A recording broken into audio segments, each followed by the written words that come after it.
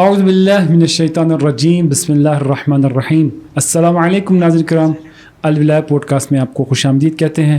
ناظرین کرام، جشن ولادت امیر کائنات مولا متقیان امیر المؤمنین علی ابن ابی طالب علیہ السلام کی ولادت کی مناسبت سے آپ کی خدمت میں ہم پروگرام لے کر حاضر ہوئے ہیں. اسی مناسبت سے سب سے پہلے آپ تمام ناظرین کرام، بالخصوص رہبر معظم سید علی خامنائی اور بالاخص امام زمانہ عجل اللہ تعالی فرجہ شریف کی خدمت میں اور تمام موالیان حیدر کرار کی خدمت میں ہدیہ تبریک عرض کرتے ہیں. ناظرین کرام، جانتے ہیں کہ امیر المؤمنین علی ابن ابی طالب علیہ السلام کی ولادت کے حوالے سے جب ہم گفتگو کرنے آتے ہیں، جب ان کے فضائل کے حوالے سے ہم جب گفتگو کرتے ہیں، جب ان کے تمام وہ خصوصیات جو ایک ولی میں پایا جائے ان کی جب خصوصیات کے حوالے سے ہم گفتگو کرتے ہیں، تو مجھے یہاں پر رسول خدا صلی اللہ علیہ وآلہ وسلم کی وہ حدیث یاد آتی ہے جس میں وہ کہتے ہیں کہ اگر دنیا کے اندر جتنے بھی درخت ہیں ان سب کے قلم بنا دیے جائیں، جتنے بھی دریا ہیں ان تمام دریاؤں کو سیاہی بنا دی جائے، اور جتنے بھی جن و انس ہیں وہ دنیا میں آ کر علی ابن ابی طالب علیہ السلام کے فضائل کو اگر وہ لکھنا شروع کر دیں تو کہتے ہیں کہ یہ دنیا ختم ہو جائے گی، کائنات ختم ہو جائے گا، لیکن امیر المؤمنین علی ابن علی علیہ السلام کے فضائل ختم نہیں ہوں گے. اس کے علاوہ جب ہم معرفت کی بات کرتے ہیں، جب ہم پہچان کی بات کرتے ہیں، تو رسول خدا صلی اللہ علیہ وآلہ وسلم فرماتے ہیں یا علی، خدا کو صرف اور صرف میں نے اور آپ نے پہچانا ہے، اور اگر کسی نے مجھے پہچانا ہے تو وہ خدا اور آپ ہیں، اور اگر آپ کو کسی نے پہچانا ہے وہ صرف اور صرف خدا اور میں رسول خدا صلی اللہ علیہ وآلہ وسلم ہوں. تو جب ہم ان تمام فضائل کی بات کرتے ہیں تو دیکھتے ہیں فضائل، بہت زیادہ فضائل موجود ہیں. جیسا کہ اگر آپ علم و حکمت کے حوالے سے دیکھتے ہیں وہ فضائل موجود ہیں، تقوی اور پرہیزگاری عبادت کے حوالے سے دیکھتے ہیں علی ابن ابی طالب جیسا آپ کو کوئی نہیں ملے گا. عبادت کے حوالے سے دیکھتے ہیں علی ابن ابی طالب علیہ السلام کے حوالے ان جیسا آپ کو کوئی نہیں ملے گا. اگر شجاعت کی بات کرتے ہیں تو رسول خدا صلی اللہ علیہ وسلم فرماتے ہیں کل میں علم اس شخص کو دوں گا جو مجھ سے سب سے زیادہ محبت کرتا ہے. انشاءاللہ ان تمام موضوعات پر گفتگو کریں گے. آج ہمارے پینل میں موجود ہیں حجت الاسلام والمسلمین سید رضی عباس رضوی صاحب، اور ان کے ساتھ موجود ہے حجت الاسلام والمسلمین سید اصغر رضا نقوی صاحب. آپ دونوں کو پروگرام میں خوش آمدید کہتے ہیں اور ہدیہ تبریک بھی عرض کرتا ہوں. اور اب جیسے جانتے ہیں کہ چونکہ ولادت کے ایام ہیں اور اس میں خوشیاں ہی خوشیاں ہیں، اور یہ ہو نہیں سکتا کہ جب امیر المؤمنین علی ابن ابی طالب علیہ السلام کی ولادت کے حوالے سے ہم گفتگو کریں، ان کی خوشی کے حوالے سے گفتگو کریں اور مومن اس حوالے سے خوش نہ ہو. تو میں چاہتا ہوں کہ جب میں ولادت کی بات کرتا ہوں تو آغاز سید رضی آپ سے میرا پہلا سوال یہ ہے کہ آپ یہاں پر ایک شبہ بہت زیادہ پیدا کیا گیا اہل سنت کی طرف سے، جس طرح سے ہم نے کہا کہ منحصر فی الفرد، کہ امیر المؤمنین کے علاوہ نہ ان کے بعد نہ ان سے پہلے خانہ کعبہ میں کسی کی ولادت نہیں ہے. یہ ہمارا عقیدہ ہے اور ہم اس بات کو مانتے ہیں، قبول کرتے ہیں. لیکن یہاں پر یہ شبہ پیدا کیا جاتا ہے کہ ایسی کوئی بات ہی نہیں ہے، کعبے میں کوئی پیدا نہیں ہوا. اس حوالے سے آپ تھوڑی سی روشنی ڈالیے. بسم اللہ الرحمن الرحیم وبہ نستعین وہو خیر الناصر ومعین. الحمد للہ الذی جعلنا من المتمسکین بولایت امیر المومنین علیہ السلام. سب سے پہلے تو خدا کا شکر ادا کرتے ہیں اور آپ لوگوں کا بھی شکریہ کہ یہ موقع دیا کہ ہم امیر المومنین کے جو سرًا تمام انبیاء کی اور ظاہراً ختمی مرتبہ حضرت محمد صلی اللہ علیہ وسلم کی مدد کرتے رہے، ایسی شخصیت کے بارے میں بولنا اور گفتگو کرنا ہم جیسے عام چھوٹے سے طالب علموں کا تو کام ہی نہیں ہے. اور شکر اس وجہ سے کرتے ہیں کہ خدا کی ذات نے ہمیں مولا علی جیسی شخصیت عطا کی اور پھر ان کے سایہ ولایت میں رکھا. سبحان اللہ. آپ کا بھی شکریہ. اور 13 رجب کی مناسبت سے تمام مومنین و مومنات محبین محمد و آل محمد کو ہدیہ تبریک و تہنیت پیش کرتے ہیں اور خدا سے یہ دعا کرتے ہیں کہ خدا جو آخری علی ہے اس کا جلد از جلد دیدار فرمائے. الہی. جیسا کہ آپ نے کہا بالکل یہ بعض جو ہے اہل سنت کی طرف سے یہ شبہ ڈالا جاتا ہے، لیکن اکثریت ان لوگوں میں سے ان کی ہے جو سلفی یا وہابی فکر کے ہیں.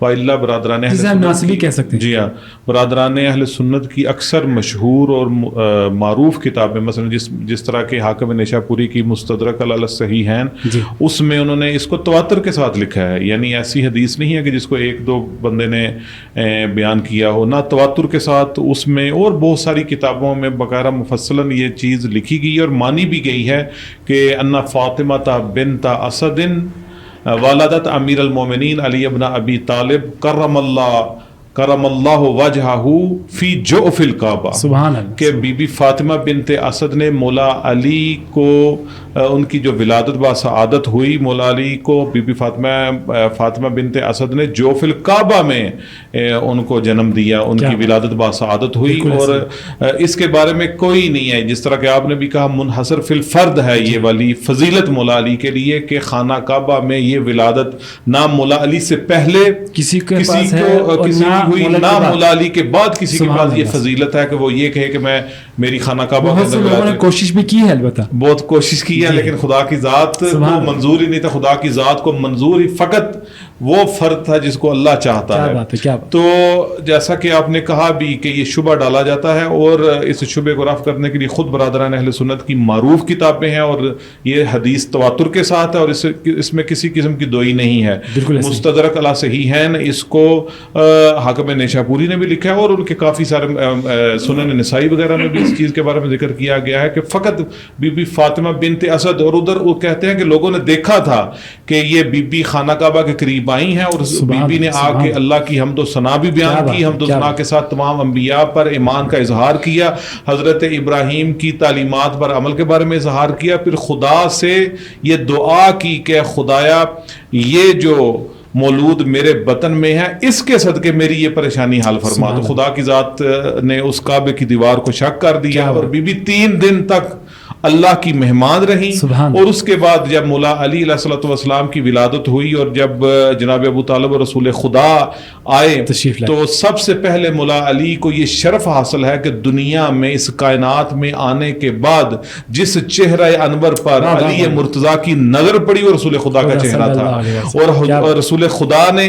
اپنی زبان مولا علی کو دی، اور ہم نے رسول خدا کی زبان سے علی کو لیا، اور پھر علی کا نام ہی خدا کی ذات نے اپنے نام سے مشتق کر کے بھیجا ہے، جو علی نام ہے یہ خدا کے ناموں میں سے ایک نام ہے. تو اس میں مولا علی کی ایسی فضیلتیں بیان کی گئی جس کی وجہ سے فقط ناسبی ہی جلتے ہیں، اللہ اس کے علاوہ اور اس کے بارے میں کسی قسم کا شک و شبہ نہیں ہے. بس انسانوں کو چاہیے، بلکہ ہر انسان کو چاہیے کہ وہ اس کے بارے میں خود تحقیق کرے، خود دیکھے جا کے اپنی کتابوں میں کہ اس کے بارے میں جو اپنے ان کے بزرگ علماء ہیں وہ اس کے بارے میں کیا کہتے ہیں. بالکل ایسا ہے، کیونکہ دیکھیں اگر ہم اوور آل دیکھتے ہیں جو لوگوں اہل سنت کو اگر ہم تقسیم کرتے ہیں تو اس میں جیسے آپ نے کہا بعض ناسبی ہیں جو کہ بالکل مخالفت کرتے ہیں، مولا امیر المومنین سے بغض رکھتے ہیں، بعض ہیں جو اہل بیت سے محبت بھی کرنے والے ہیں. بہت زیادہ ایسے لوگ ہیں جو مولا علی کے ساتھ محبت کرتے ہیں، اور بس وہ تھوڑا سا فرق ہے، بعض ہم ان کو خلیفہ بلا فصل مانتے ہیں لیکن بعض ان سے محبت کرتے ہیں. سنن نسائی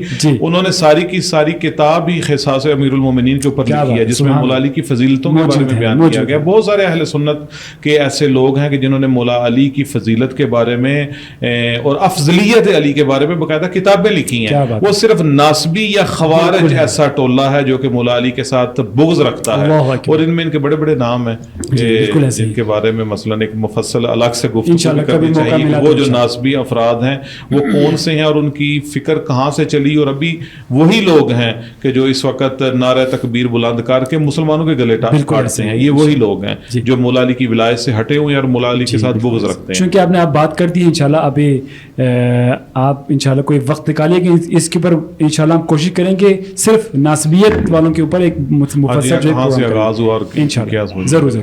اب میں اپنے دوسرے مہمان کی طرف آغا جناب حجت الاسلام سید اصغر رضا نقوی صاحب آپ کو خوش آمدید کہتے ہیں.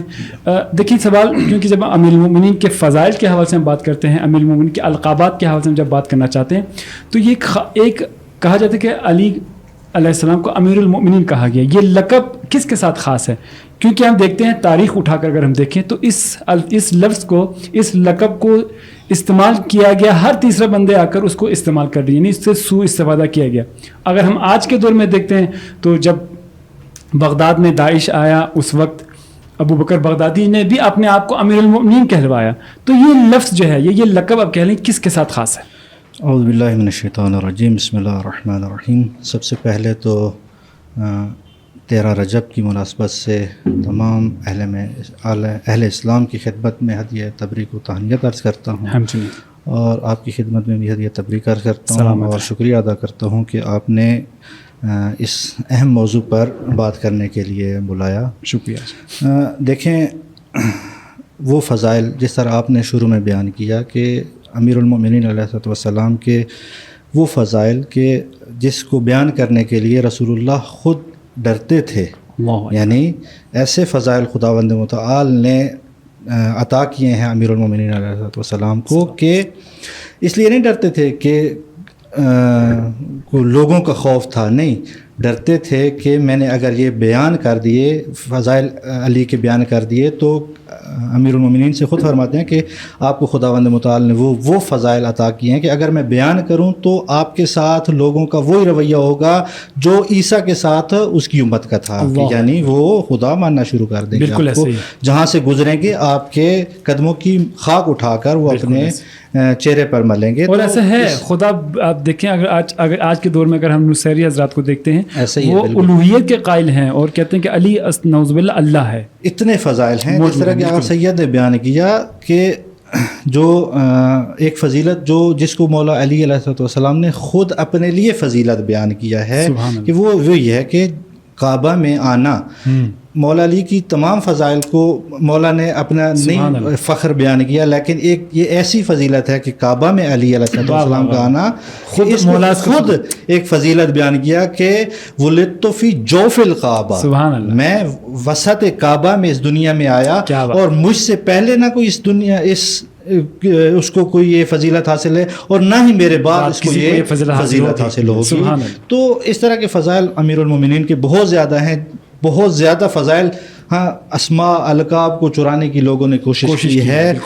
تو اسی طرح القاب ایک لقب جو مشہور تھا امیر المومنین علیہ السلام کے ساتھ خاص تھا، اس کے علاوہ نہ اسی طرح ملتا ہے کہ رسول اللہ ہمیشہ آپ کو جب پکارتے تھے تو امیر المومنین کہہ کے پکارتے تھے. اللہ اکبر. اور فرماتے تھے کہ یہ وہ لقب ہے کہ جو خداوند متعال نے علی کو دیا ہے اور نہ علی سے پہلے یہ لقب کسی کو ملا ہے اور نہ علی کے بعد کسی کو، حتیٰ معصومین کو بھی کسی کو نہیں ہے. وہ آگے چل کے میں انشاءاللہ بیان کرتا ہوں کہ جب امام باقر علیہ السلام سے پوچھا گیا کہ امیر المومنین کو امیر المومنین کیوں کہتے ہیں، لما سمیہ امیر المومنین، تو امام علیہ السلام نے فرمایا قال اللہ سماہ. اللہ اکبر. سبحان اللہ. معصوم زبان سے یہ آ رہا ہے کہ اللہ نے ان کو یہ لقب عطا فرمایا، ان کو یہ نام عطا فرمایا ہے.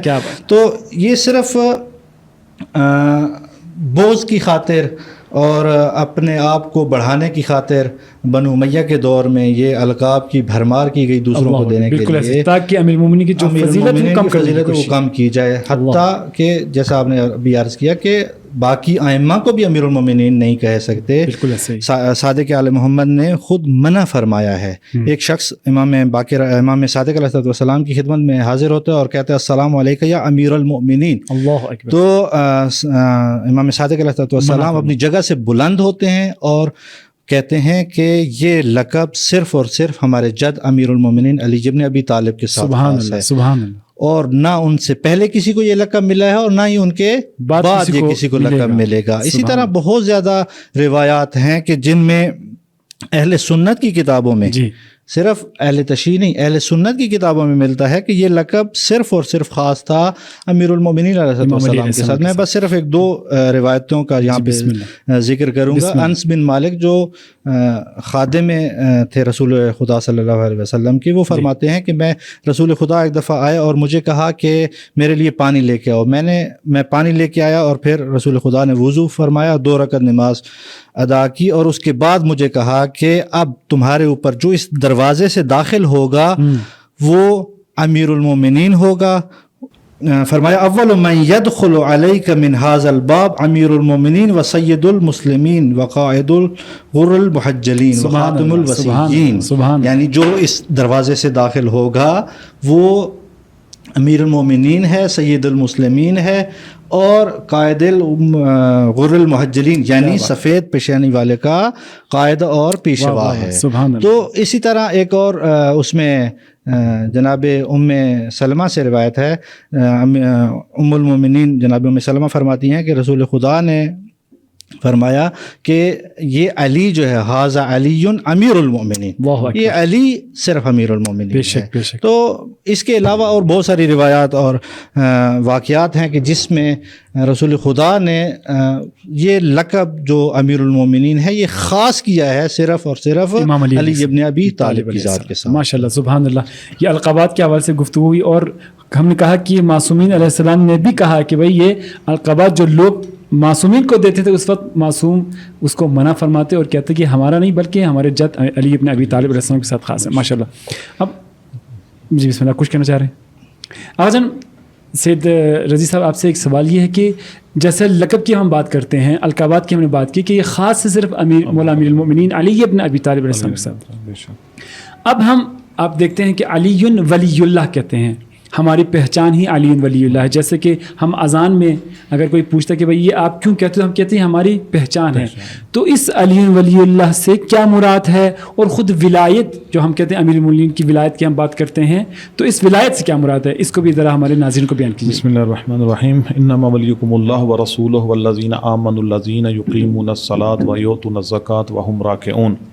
مقدمتاً تھوڑا سا اس سے پہلے یہ بیان کرنا چاہوں گا کہ دیکھیے خدا کے 3 مناصب الہیہ، یعنی خدا کی طرف سے جو منصب ہیں 3 مہم منصب ہیں جن کو مناصب الہیہ کہا جاتا ہے۔ ایک ولایت، نبوت اور رسالت۔ یہ تینوں منصب مختلف بھی ہیں اور ان تینوں میں جو وجہ اشتراک ہے وہ خود ولایت ہے۔ سبحان اللہ۔ اور نبوت اور رسالت سے برتر ولایت ہے۔ کیا بات! اس وجہ سے کہ نبوت اور رسالت یہ قابل انقطاع ہے۔ رسول خدا کی خود حدیث ہے کہ لا نبی بعدی، میرے بعد کسی اور سے نبی نہیں ہونا، یعنی نبوت بھی ختم ہے اور رسالت بھی ختم ہے، اور ہم سب کا اس چیز پر ایمان بھی ہے، ختمی رسالت پر، ختمیت نبوت پر۔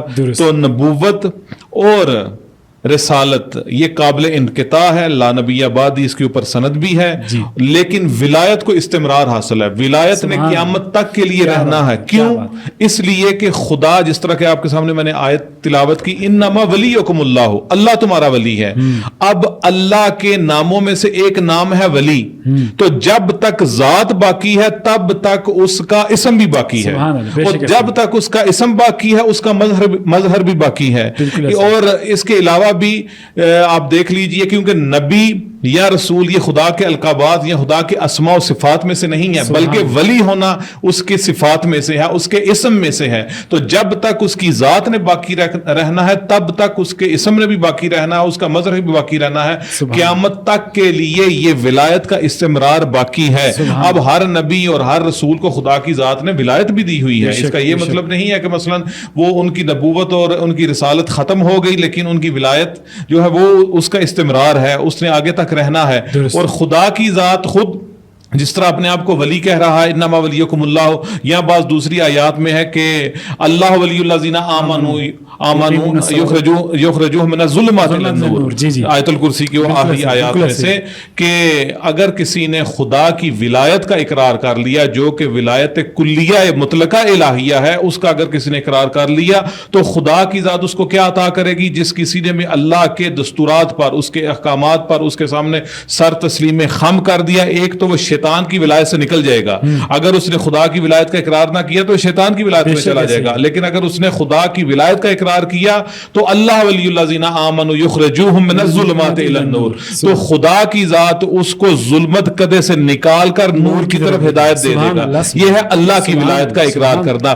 اب اللہ کی ولایت مطلقہ الہیہ جو ہے، کلیہ مطلقہ الہیہ کا مصداق اتم ولایت محمدیہ، اور ولایت محمدیہ کی ہی سنخ سے 14 معصومین کی ولایت ہے۔ کیا بات! اور اب جیسا کہ آپ کو کہا کہ کائنات کا وجود ایک لمحہ کے لیے بھی ولی خدا، حجت خدا سے باقی نہیں رہ سکتا۔ اس کے اوپر حدیث بھی ہیں، لولا حجت لا صحت الارض باہلھا، اور ایک لحظہ کے لیے بھی، کیونکہ اس کو ایک تو استمرار حاصل ہے، دوسرے نمبر پر بعض اوقات اس ولی کا وجود لوگوں کے سامنے آشکار ہے، لوگ اس کو دیکھتے ہیں، اور ممکن ہے اس ولی کا وجود لوگوں کی آنکھوں سے اوجھل ہو جائے، جسے اس طرح اس وقت امام زمان علیہ السلام کا وجود ہے، وہ ولی خدا ہے لیکن لوگوں کی آنکھوں سے اوجھل ہیں، اور خدا کی ذات انہی کے وسیلے سے جو لوگوں کو برکات اور فیوزات دے رہا ہے انہی کے ذریعے سے دے رہا ہے. اب یہ جو ولایت جو اللہ کی ہے اس میں بھی اسی طرح ہے, اور اسی کے طول میں دوسرے معصومین کی بھی ولایت آتی ہے, اور اس ولایت کے ذریعے سے وہ ولی اس کائنات میں تدبیر بھی کرتا ہے, اس کائنات میں تصرف بھی کرتا ہے, اور دستورات کو بھی پہنچاتا ہے لوگوں تک, تاکہ لوگ اس چیز تک پہنچ سکیں جس کے لیے اللہ نے انسانوں کو خلق کیا ہے, اور وہ اس کے بغیر ہو ہی نہیں سکتا. اور اس کے علاوہ بھی خدا کی ذات نے تجلی کی ہے اس ولی خدا کے وجود میں, جس طرح کہ خود امام علی علیہ الصلوۃ والسلام کا خطبہ ہے 147 بھی بعض جگہوں پر, بعض جگہوں میں 145 ہے, جس میں خود مولا علی علیہ الصلوۃ والسلام فرماتے ہیں کہ فتجلی لهم سبحانہ فی کتابہ من غیر ان تکون رآہ, کہ خدا کی ذات نے قرآن حکیم میں تجلی کی ہے تاکہ لوگ اس کو دیکھیں, حالانکہ اس خدا کو نہیں دے سکتے, لیکن اللہ کی ذات نے, اللہ کی قدرت نے اس میں تجلی کی ہے تاکہ لوگ اس کو دیکھیں, اللہ کو نہیں دیکھ سکتے. اب تجلی کا معنی کیا ہے؟ تجلی کہتے ہیں کہ ایک حقیقت کو عالم غیب سے اس قدر تنزل دینا کہ اس مادی دنیا میں آئے تاکہ لوگ اس کو دیکھ سکیں, تاکہ لوگ اس کو پڑھ سکیں. اب تجلی غیر از تجافی ہے. تجافی کہتے ہیں کہ جیسے بارش ہے, اوپر ہے تو نیچے نہیں ہے, نیچے ہے تو اوپر نہیں ہے. تجلی ایسا نہیں ہے. تجلی یعنی ایک حقیقت قرآن خدا کے پاس بھی ہے اور اس کے پاس رہے گی بھی, اور دوسرا تجلی کا یہ معنی ہے اس قرآن کے لحاظ سے کہ اللہ کی ذات نے اس حقیقت قرآن کو اس قدر تنزل دیا کہ کلمات اور الفاظ کی صورت میں اس کو ڈالا تاکہ لوگ اس کو لکھ سکیں, پڑھ سکیں, سمجھ سکیں, اس کے اوپر عمل کر سکیں. ایک یہ ہے. دوسرا اللہ کی ذات نے تجلی کی ہے قرآن ناطق کی نظر. تجلی کے حوالے سے آپ بات کر رہے ہیں تو یہاں پر آپ نے جیسے فرمایا کہ اللہ کی ذات نے ایک ایسا سسٹم عطا کیا جسے ہم کہتے ہیں کہ تجلی ہے, لیکن یہاں پر آپ دیکھیں آج کل کے دور میں اسی تجلی کو بہت سے لوگوں نے افراطی طور پر لیا. مثلا ابھی غالیوں کی ہم بات کرتے ہیں, وہ اس کو امیر المومنین کو الوہیت کی طرف لے گئے. اس حوالے سے بھی اگر ہم تھوڑا مختصر اگر بیان کریں ساتھ ساتھ, تاکہ لوگوں کو یہ اویئرنیس ہو کہ نہیں ایسی بات نہیں, کیونکہ آج کل اگر آپ دیکھتے ہیں, میں کسی کا نام نہیں لوں گا, لیکن آج کل مجالس کے اندر بھی دیکھا جائے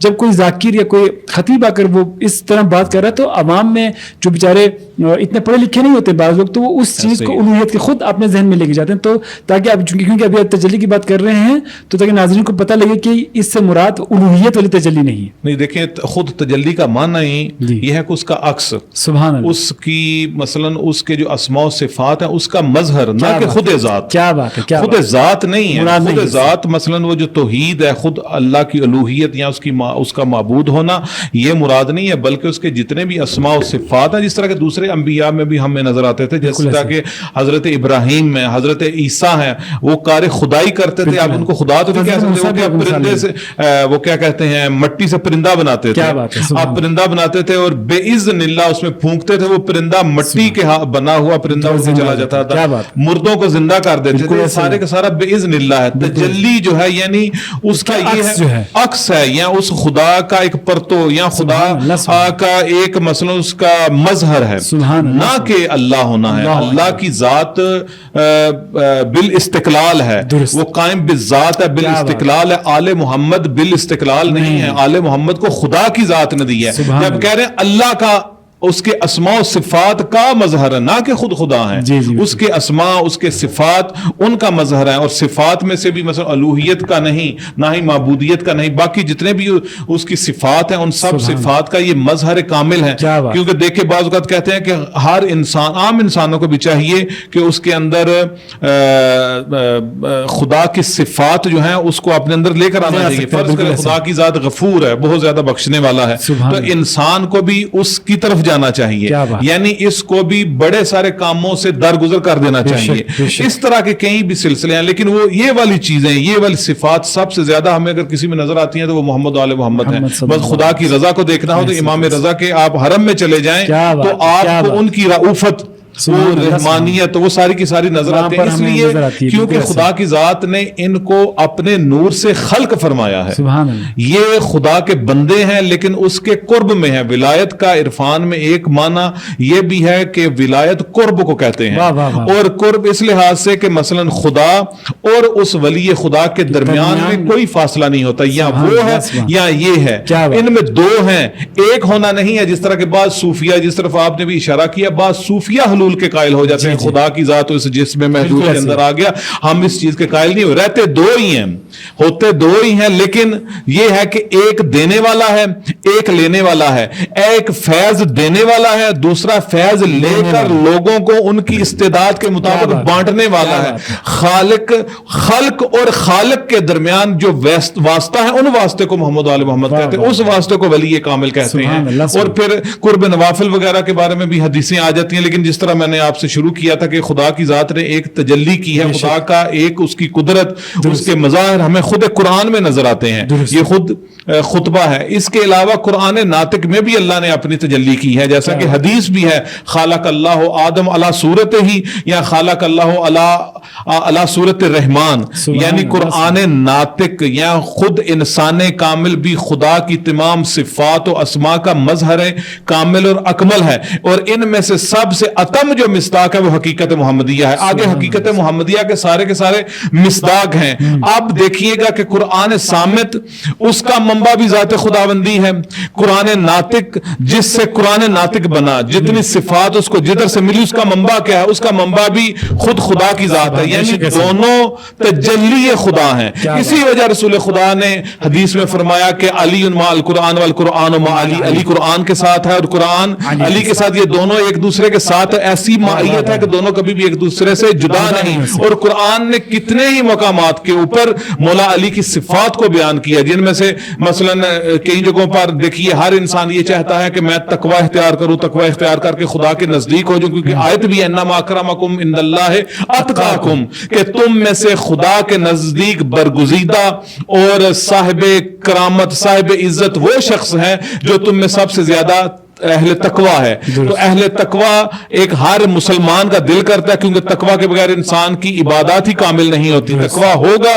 تو تب انسان کو دوسری چیزیں بھی اس کے ساتھ ملحق ہوں گی, اور وہ اس جائگہ تک پہنچے گا جس کو اللہ چاہتا ہے, جس کے لیے وما خلقت الجن والانس الا لیعبدون, اللہ نے انسان کو خلق کیا تاکہ معرفت حاصل کرے, اور معرفت حاصل کرنے کے بعد اگر متقی ہوگا, اپنے آپ کو اخلاق کے رذیلہ سے بچائے گا, تو تب اس میں اخلاق حمیدہ آئیں گی. یہاں پر آپ دیکھیے کہ اس وقت اگر کوئی انسان سب سے زیادہ متقی ہو, اس کو سب سے زیادہ خدا کے نزدیک اہمیت حاصل ہوگی, اس کی بارگاہ خداوندی میں جائے گا سب سے زیادہ ہوگی. مولا رسول خدا نے فرمایا تھا کہ یا علی انتا امام المتقین, کہ جو متقیوں کا بھی امام ہے. متقی ہونا ایک بڑی فضیلت, لیکن ان سارے متقیوں کی رہبری کرنا کتنی بڑی فضیلت ہوگی, کس سے بڑھ کر کتنا بڑا مقام ہوگا. اور اس کے علاوہ خود قرآن کتنی جگہوں پر مثلا مختلف یہ بھی کرتا ہے کہ مثلا آپ کسی کو بھی حال یستوی الذین یعلم الذین لا یعلمون, آیا مثلا جاننے والا اور نہ جاننے والا برابر ہو سکتے ہیں؟ کبھی بھی برابر نہیں ہو سکتے. اب جس کے پاس سب سے زیادہ علم ہے وہ سب سے بڑا, اور اس کی جائگہ پورے معاشرے میں, پوری دنیا میں سب سے زیادہ ہوگی. رسول خدا خود فرما رہے ہیں یا علی انا مدینۃ العلم وعلی بابها. یہاں پر بھی مولا علی کو فضیلت حاصل ہو رہی ہے کہ وہ سب سے بڑھ کر ہے. اور پھر جب کافر رسول خدا کی رسالت کا انکار کرتے تھے تو اس وقت اللہ کی ذات نے کیا, کل کفا باللہ شہیدا بینی و بینکم ومن عنده علم الکتاب. اب جس کے پاس علم من الکتاب تھا, جناب آصف بن برخیہ, حضرت سلیمان نے کہا تھا کہ تخت بلقیس کو میرے پاس جلد از جلد لے کر آئیں, تو کالا افریت من الجن, جو جن تھا افریت, اس نے کہا کہ آپ کھڑے ہو کے بیٹھیں گے تو میں اس کو حاضر کر دوں گا. تو جناب سلیمان نے کہا نہیں, اس سے بھی پہلے. تو جناب آصف بن برخیہ جن کے بارے میں ہے کہ علم من الکتاب, جن کے پاس کتاب کا کچھ علم تھا, انہوں نے پلک جھپکنے سے بھی پہلے, علامہ طباطبائی رحمۃ اللہ علیہ فرماتے ہیں کہ پلک جھپکنا ایک کنایا ہے والا, اس سے بھی پہلے, یعنی ادھر اس نے ارادہ کیا, ادھر وہ تحت بلقیس ان کے سامنے حاضر ہوگا. یہی ولایت تکوینی بھی ہے. لیکن دوسری جگہ پر جب کافروں نے رسول خدا کی رسالت کا انکار کیا تو اللہ کہتا ہے کل کفا باللہ, یعنی آپ کہہ دیجئے, آپ کہہ دیں, کہو نہیں کہہ دیں کہ میں اللہ تمہارے لیے کافی ہوں. جب اللہ کافی ہے تو پھر دوسرے کی کیا ضرورت پڑی؟ یہ تو سوال ہے ایک لوگوں کو ایک تحقیق دینے کے لیے، یا خود تحقیق کریں کہ جب اللہ کی ذات کہہ رہی ہے قل کفا باللہ کہ آپ کی رسالت کی گواہی کے لیے میں اللہ کافی ہوں، جب اللہ کافی ہے تو من عندہ علم الکتاب والے کا ذکر کیوں کیا؟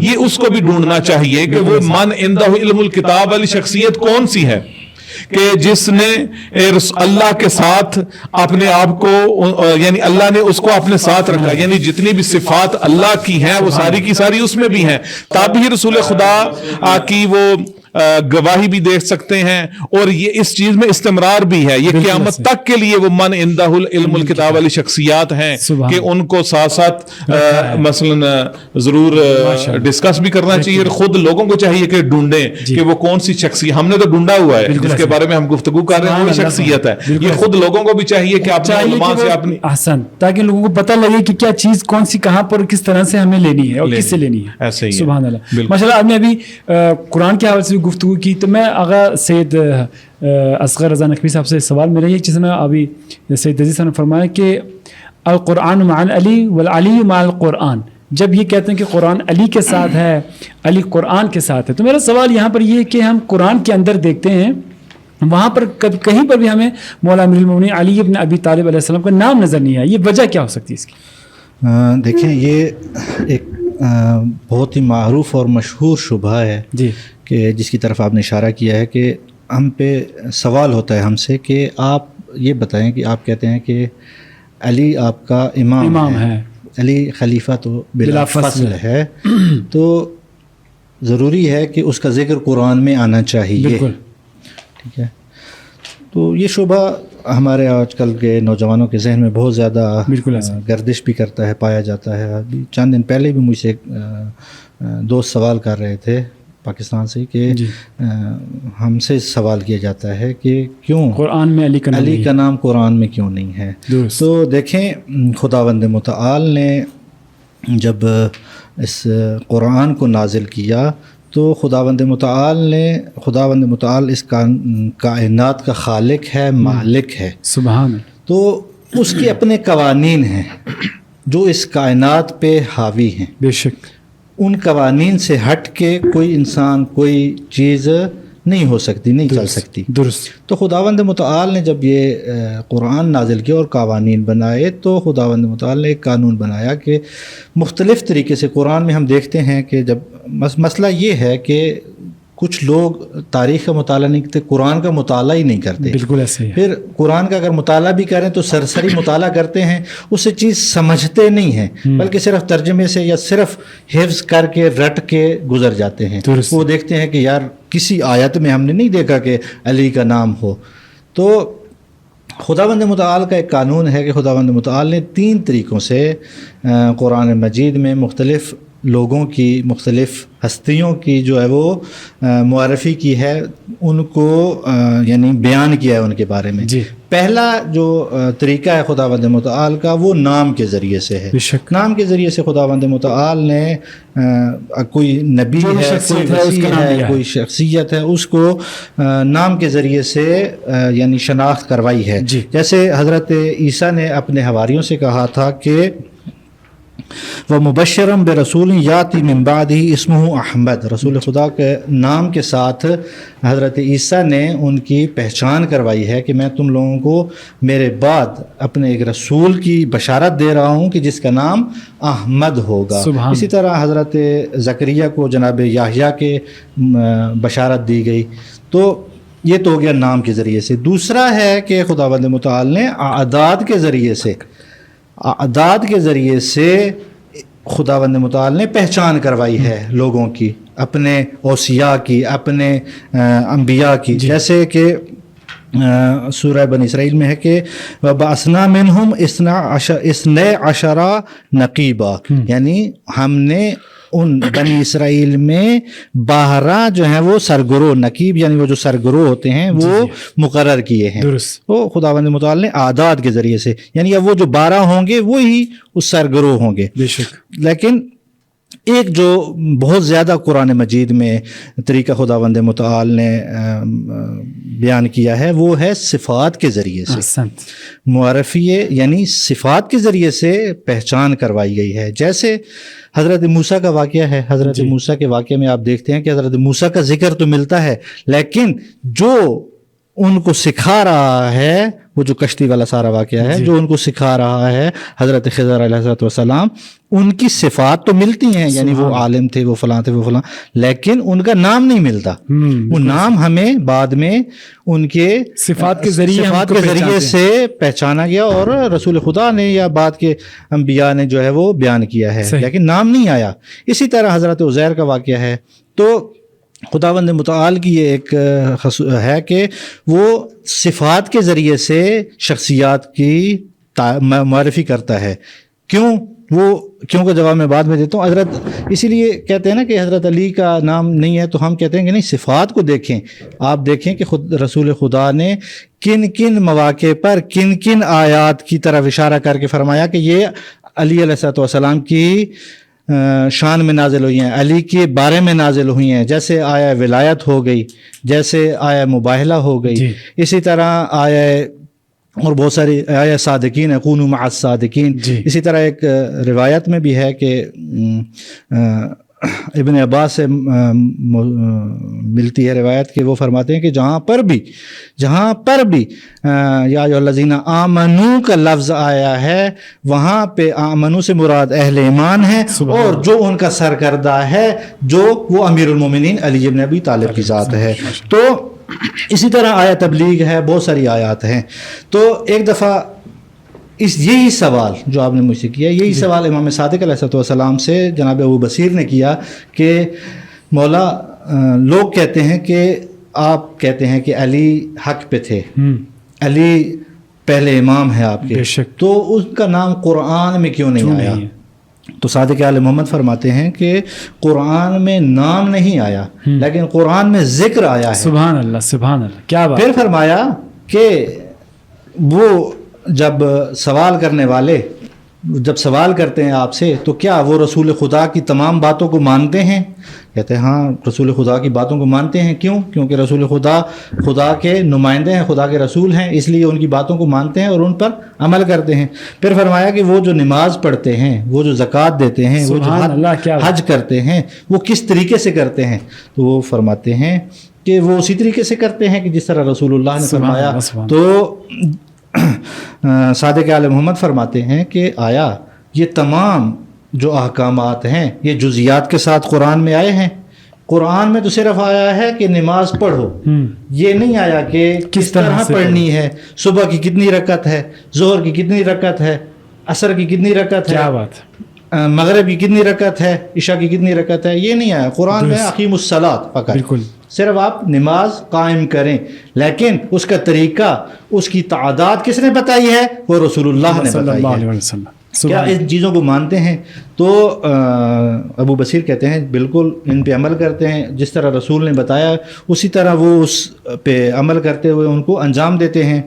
تو صادق آل محمد فرماتے ہیں پھر کیا ہو گیا کہ جب رسول خدا ان کو نماز بتاتے ہیں تو وہ انجام دیتے ہیں, جب رسول خدا ان کو زکوٰۃ بتاتے ہیں تو وہ اس طرح انجام دیتے ہیں, جب وہ حج بتاتے ہیں تو اس طرح انجام دیتے ہیں. لیکن جیسے ہی ولی کا ذکر کرتے ہیں, اولی الامر کا ذکر کرتے ہیں تو وہ اس کو نہیں مانتے. نؤمن ببعض ونکفر ببعض والی بات کرتے ہیں.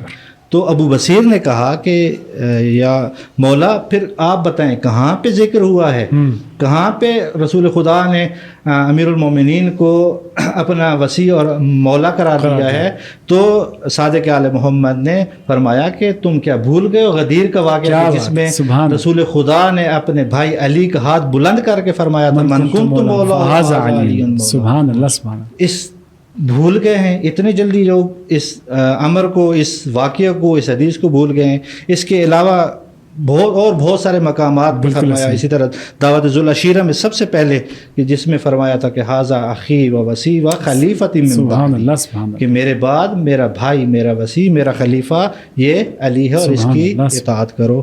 تو صفات کے ذریعے سے بہت زیادہ ہمارے پاس روایات موجود ہیں کہ جس میں رسول خدا صلی اللہ علیہ وسلم نے اس امام کی جس کو امام خداوند متعال کی طرف سے نصب کیا گیا ہے اس کی پہچان کروائی ہے. اسی طرح قرآن مجید کی ایک آیت ہے کہ احصیناہ فی امام کل شیء احصیناہ فی امام مبین، ہم نے تمام کا تمام جو کائنات وہ علم ہے وہ امام مبین میں رکھ دیا ہے.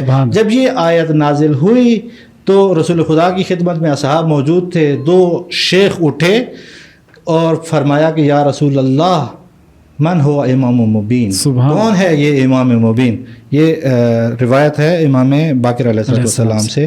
ان سے جب پوچھا گیا تو انہوں نے ان سے اس آیت کے بارے میں پوچھا گیا تو انہوں نے فرمایا کہ رسول اللہ نے اس آیت کے بارے میں یہ فرمایا کہ جب یہ آیت نازل ہوئی تو 2 شیخ کھڑے ہوئے اور انہوں نے کہا کہ من ہوا امام مبین، تو رسول اللہ چپ رہے. تھوڑی دیر بعد پھر انہوں نے سوال کیا کہ من ہوا امام مبین، تو رسول اللہ پھر چپ رہے. جب تیسری دفعہ سوال کیا تو سامنے دروازے سے، مسجد کے دروازے سے علی ابن ابی طالب وارد ہوتے ہیں اور رسول اللہ پھر علی کی طرف اشارہ کر کے فرماتے ہیں کہ ھذا ہوا امام مبین. سبحان اللہ. تو اس سے یہ ثابت ہوتا ہے کہ ہمارے پاس، چونکہ جیسے آغا سید نے کہا کہ ہمارے پاس واضح ہے، ہمارے پاس روایات، ہمارے پاس اتنا زیادہ مواد ہے، ہمارے آیات موجود ہیں، روایات موجود ہیں کہ جن سے ہم امیر المومنین علیہ السلام کی خلافت اور ولایت کو ثابت کر سکتے ہیں. اسی طرح قرآن میں ان کا ذکر ثابت کر سکتے ہیں.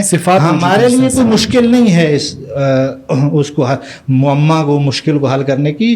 مشکل ان کے لیے ہے، وہ مشکل یہ ہے کہ تحقیق نہیں کرتے. صرف آج کل سوشل میڈیا کا دور ہے، بس سنی سنائی باتوں پہ خود نہیں پڑھنا، یعنی خود مطالعہ نہیں کرنا. بس جو ایک کلپ سن لیا 5 منٹ کا، میں نے کلپ سن لیا ہے، اسی پہ آگے میں نے اپنی جو فکر ہے، اپنا کو بنا لیا، اسی کو ترویج دینا شروع کر دیتے ہیں. بہت شکریہ آجان آپ کا بھی. جیسا کہ کہا جاتا ہے کہ یا علی مدد کہنا ہم کہتے ہیں عین عبادت ہے، لیکن جس طرح سے آپ نے اوپر بھی مختصراً بیان کی، جو ناسبی ہیں وہ اہل سنت کے حوالے سے ان کا نام لے کر ان کا جو ایک لباس ہے وہ اوڑھ کر آتے ہیں اور کعبے کے حوالے سے جو شبہ انہوں نے پیدا کیا اور اب بہترین انداز اس کی گفتگو کی اور جواب بھی دیا.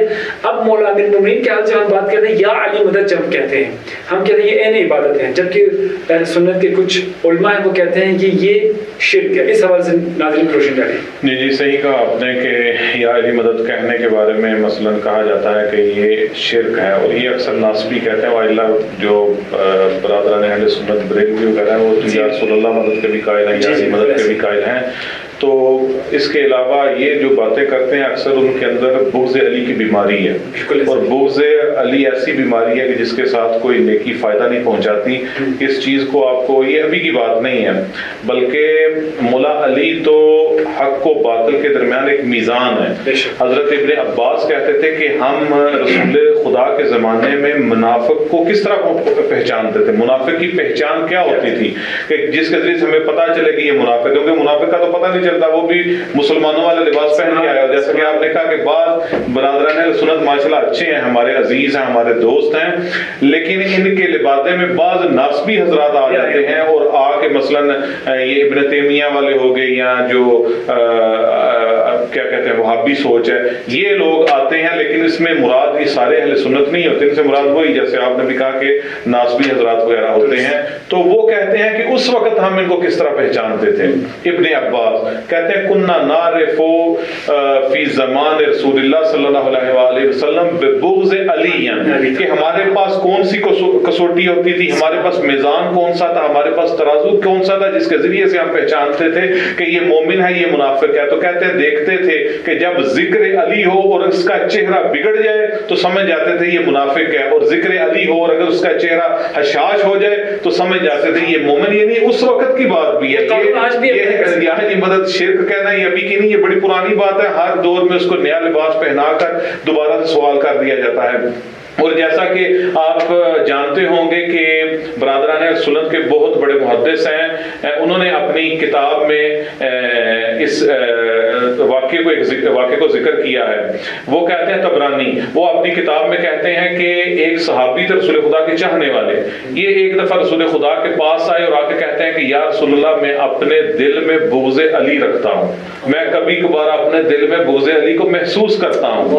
یہ بات کرنا تھی، رسول خدا نے جب اس بات کو سنا تو کہتے ہیں رسول خدا کا چہرہ سرخ ہو گیا، اور اتنا سرخ ہوا کہ ان کے چہرے سے پسینہ آنے لگ پڑا، موسم بھی سردیوں کا تھا. کہتے ہیں میں نے دیکھا کہ رسول خدا کو لگتا ہے میری بات ناگوار گزری ہے، تو میں نے کہا یا رسول اللہ میں معذرت چاہتا ہوں، مجھ سے غلطی ہوگی، مجھے یہ بات نہیں کرنی چاہیے تھی. تو رسول خدا نے کوئی جواب نہ دیا. یہ انہوں نے بعد میں دوبارہ کہا کہ میں اس چیز پہ پشیمان ہوں، تو میں مجھے معذرت دے دیں، مجھے یہ بات نہیں کرنی چاہیے تھی. تو کہتے ہیں رسول خدا نے جواب نہ دیا. اب یہ سوچنے لگ پڑے کہ بات اب اس سے آگے بڑھ چکی ہے، تو انہوں نے کہا کہ میں اس بات پہ توبہ کرتا ہوں، آپ میری توبہ قبول کروا دیں، آپ میری اس توبہ کے خدا کے حضور مثلا قبول کر دیں. تو کہتے ہیں کہ رسول خدا نے تب بھی جواب نہ دیا. اب سامنے والی شخصیت جو تھی رحمت للعالمین تھی، یہ بندہ صحابی بھی تھا، اور اس قدر اس نے یہ والی غلطی کی کہ رسول خدا نے نہ اس کی بات پر جواب دیا، نہ کہا کہ آپ توبہ کریں، تب بھی آپ کی توبہ قبول نہیں. آخر میں کہتے ہیں جب میں بالکل پشیمان ہو گیا کہ یہ رحمت للعالمین ہے اور میری بات کا جواب نہیں دے رہے، تو میں نے کہا یا رسول اللہ آپ اپنا ہاتھ بڑھائیے، میں تجدید اسلام کرتا ہوں، میں دوبارہ سے مسلمان ہوتا ہوں. یعنی میں کافر ہو گیا، اب میں دوبارہ سے مسلمان ہوتا ہوں. تو رسول خدا نے بلا فاصلہ اپنا ہاتھ بڑھا دیا اور انہوں نے دوبارہ سے تجدید اسلام کیا. یعنی بغض علی یہ والی بیماری ہے کہ یہ چاہے رسول خدا کے ساتھ کوئی بیٹھا ہوا ہو اور مولا علی کے ساتھ اگر بغض رکھتا ہو تو اس کو کسی قسم کی بھی نیکی یا رسول خدا کی ہمراہی کا بھی کوئی فائدہ نہیں ہوگا. اب جیسا کہ آپ نے کہا کہ یا علی مدد شرک کہنا، اس کے بارے میں اکثر جو آیت لے کر آتے ہیں کبھی کہہ دیتے ہیں ایاک نعبد و ایاک نستعین. اہل فن اس چیز کو جانتے ہیں کہ یہ والا حسر اضافی ہے، اس کے ساتھ ایک حسر کی بھی 4 قسمیں ہیں، یہ حسر اضافی ہے. اور وہ والا حسر کہ جس میں جس چیز کو مؤخر ہونا چاہیے تھا وہ مقدم ہو جائے، اس کا حسر ٹوٹ بھی جاتا ہے. ایاک نعبد و ایاک نستعین یہ حسر اضافی ہے. اس کا حسر دوسری آیات کے ذریعے سے بھی ٹوٹ جاتا ہے کہ فقط منحصر اس میں نہیں ہے، بلکہ خود خدا کی ذات بعض جگہوں میں فرما رہی ہے وَاسْتَعِينُوا بِالصَّبْرِ وَالصَّلَاةِ کہ تم نماز اور روزے سے مدد حاصل کرو. نہ نماز اللہ ہے نہ روزہ اللہ ہے. اور کتنے مقامات پر ایسا ہے کہ مثلا جیسے کہ ایک آیت بھی ہے کہ جس میں خدا کی ذات حضرت عیسیٰ علیہ السلام کا ذکر کرتے ہوئے فرماتے ہیں کہ یا ایھا الذین آمنوا کونوا انصار اللہ، کہ اے ایمان والو اللہ کے مددگار بن جاؤ. اللہ کے مددگار کیا ہوا؟ قرآن جس طرح آپ نے بھی کہا کہ طوطے کی طرح قرآن نہیں پڑھنا چاہیے، سید بزرگوار نے بھی کہا کہ قرآن کے اندر ساری صفات موجود ہیں. آپ انسان میں اصل کی اینک اتار کر اگر قرآن کو پڑھے تو قرآن میں سب کچھ ہے. سند کی طرف روایت کی طرف زیادہ جانے کی ضرورت نہیں الا شاذ. اگر انسان قرآن آپ اس میں کیا یا ایھا الذین آمنوا کونوا انصار اللہ کہ ایمان والو اللہ کے مددگار بن جاؤ. اللہ کے مددگار کیا ہو گئے؟ یا اللہ مدد کہنے والے ان کی اللہ کو مددگاروں کی ضرورت بن گئی. کس طرح؟ کما قال عیسی ابن مریم للحواریین من انصاری الی اللہ، جس طرح عیسیٰ ابن مریم نے حواریوں سے کہا کہ کون ہے جو راہ خدا میں میرا مددگار بنے. یہاں پر حضرت عیسیٰ کی یا جو اللہ کے رسول اللہ کہہ رہا ہے کہ لوگوں سے کہیں کہ وہ مثلا اللہ کے مددگار باندھے، یہاں میں حقیقت میں دین کی مدد ہے. حضرت عیسیٰ کی مدد سے مراد دین کی مدد ہے. اور نہ جانے کتنے ہی آپ کے ایسے واقعات اور ایسے مثلا قرآن کے اندر بھی چیزیں ملے گی کہ جس میں خدا کی ذات نے اس مدد کو شرک نہیں کہا. دوسرے نمبر پہ ہم اس وقت یا علی مدد کو شرک کہنا تسلیم کریں گے جب یا علی مدد کہنے والا خدا کے مقابلے میں لے آئے. یعنی یا علی مدد کہنا خدا کے مقابل نہیں ہے، یعنی خدا کے عرض میں نہیں ہے، بلکہ یا علی مدد کہنا والا اس چیز کو ذہن میں رکھتا ہے کہ بالاستقلال خدا کی ذات ہے اور غیر مستقل ذات جو ہے وہ محمد آل محمد کی ذات ہے. انہوں نے بھی مدد کرنی ہے تو اللہ کی دی ہوئی طاقت کے ذریعے سے ہی مدد کرنی ہے. آپ کتنی ہی جگہوں سے دیکھیے، آپ واقعہ مثلا واقعہ یہ والا روزے کربلا کا جب حضرت حر علیہ الصلوۃ والسلام مولا حسین کے پاس آئے تھے تو آ کر کہا تھا کہ یا ابن رسول اللہ آیا میرے لیے معافی ہے, آیا مجھے توبہ مل سکتی ہے؟ تو امام حسین نے یہ تو نہیں کہا کہ خیر جو میں 2 رکعت نماز پڑھتا ہوں, میں اللہ سے بات کر دوں, اللہ کے حضور میں بات کرتا ہوں, توسل کرتا ہوں, تمہارا نام لے کر دعا کرتا ہوں تاکہ آپ کی توبہ قبول ہو جائے. آتے ساتھ ہی کہا حر جاؤ, تمہاری توبہ اللہ نے قبول کر لی. کیوں؟ اس لیے کہ خدا کی ذات نے ان ہستیوں کو ولایت دی ہوئی ہے, اور ولایت تکوینی اس کا یہی معنی ہے کہ خدا کی ذات نے ان کو تصرف بھی دیا. جس طرح آصف بن برقیہ میں پلک جھپکنے سے بھی پہلے تخت بلقیس کو حاضر کر سکتے ہیں. جن کے پاس علم من الکتاب تھا وہ یہ کر سکتے ہیں, جس کے پاس جو ہے وہ ساری کتاب کا علم ہو اس کی طاقت کتنی ہوگی. یہ خدا کی دی ہوئی. ہم نے کبھی بھی یا علی مدد کو خدا کے مقابلے میں نہیں کہا. اب کوئی انسان یہ جانتا ہو, دیکھیے شمیم ولایت میں بھی اور کیا کہتے ہیں آیت اللہ امام خمینی رحمۃ اللہ علیہ نے اپنی کتاب مصباح الہدایہ میں بھی یہ لکھا ہے کہ لا الہ الا اللہ کہنا توحید کا آغاز ہے, کامل توحید نہیں ہے. لا الہ الا اللہ کہنا آغاز توحید ہے. اور 14 معصومین کی ولایت یعنی علی اور ان کی معصوم اولاد کی ولایت کا اقرار کرنا یہ کامل توحید ہے. یہ کامل توحید ہے.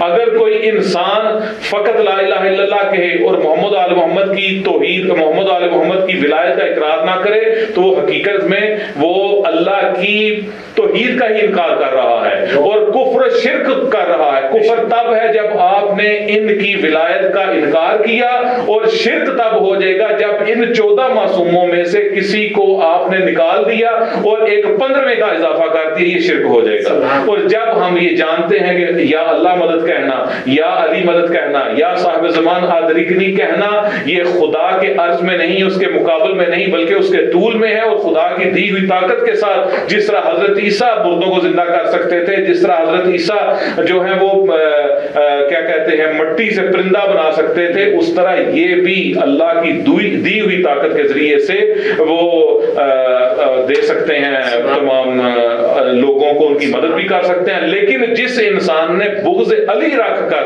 یا اللہ مدد کہا تو اللہ دے گا کچھ نہیں بلکہ لعنت ضرور برسا دے گا. یہ ایسا کیوں ہے؟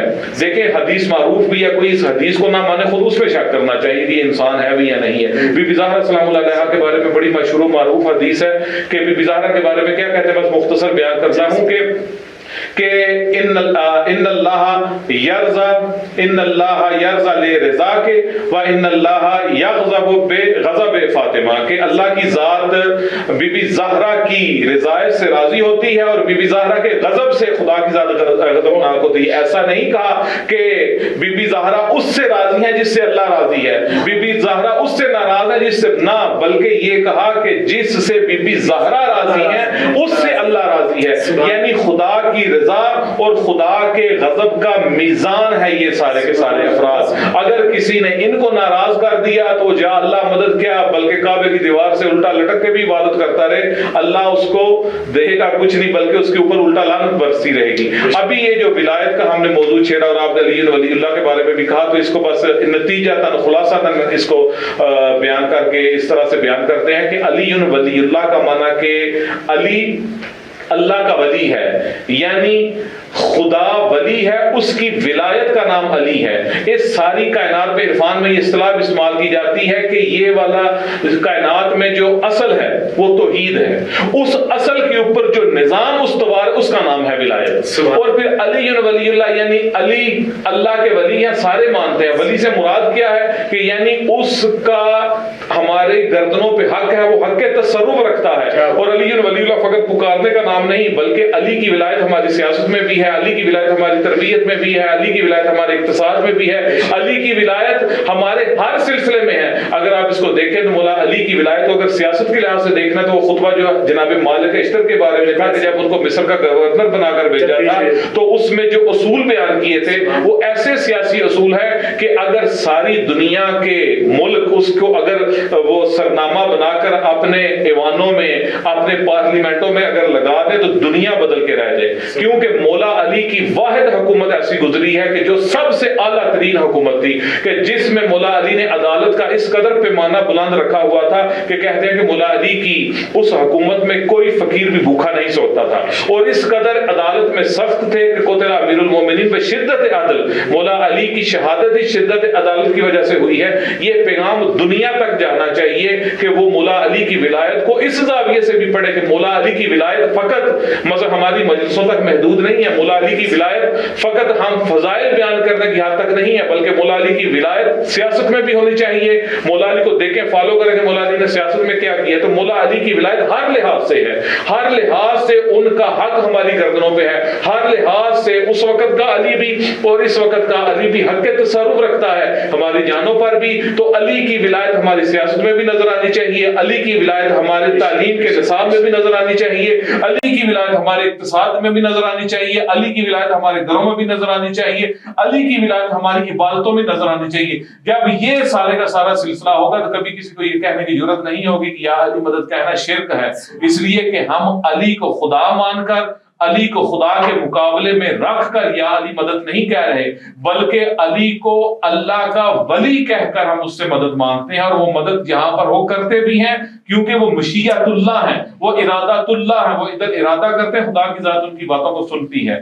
تو بس خدا سے یہی ہماری دعا کہ خدا ہمیں توفیق دے کہ ہم مولا علی کی ولایت جس طرح سے وہ چاہتے ہیں اس طرح اس کو بیان کرنے کی بھی اور اس پر عمل کرنے کی بھی اللہ ہمیں توفیق عطا فرمائے۔ بہت بہت شکریہ آپ دونوں علماء کرام کا۔ واقعا گفتگو بہت بہترین اور خوبصورت انداز سے جاری، جیسے میں نے اپنے انٹرویو میں کہا تھا کہ یہ فضائل ختم ہو جائیں گے، یہ دنیا ختم ہو جائے گی، لیکن یہ فضائل جو ہے وہ ختم نہیں ہوں گے۔ اور ابھی جو ہے وقت بھی ہمارے پاس نہیں تھا، اگر ہمارے وقت میں دامن گنجائش ہوتی تو شاید مولا کی فضائل کو اور زیادہ بیان کر سکتے۔ انشاءاللہ خداوند تعالیٰ سے دعا کرتے ہیں آپ دونوں کی، علماء کرام کی توفیقات خیر میں اضافہ۔ جی تو ناظرین، انشاءاللہ امید کرتے ہیں کہ آج کا جو ولایت امیر المومنین یعنی ابن ابی طالب علیہ السلام کے حوالے سے گفتگو ہوئی، ولی کیا ہے، قرآن میں کیوں امام علی علیہ السلام کا نام کیوں نہیں ہے، اور یا علی مدد کہنا کیا شرک ہے، کعبے کے اندر امیر المومنین کی ولادت نہیں ہوئی، ان تمام موضوعات کو لے کر ہم آپ کی خدمت میں حاضر ہوئے۔ انشاءاللہ کوشش کریں گے دوبارہ کسی اور موضوع کے ساتھ آپ کی خدمت میں آئیں۔ اس وقت تک کے لیے اپنے میزبان مبشر مسلم کو اجازت دیجیے گا۔ السلام علیکم ورحمۃ اللہ وبرکاتہ۔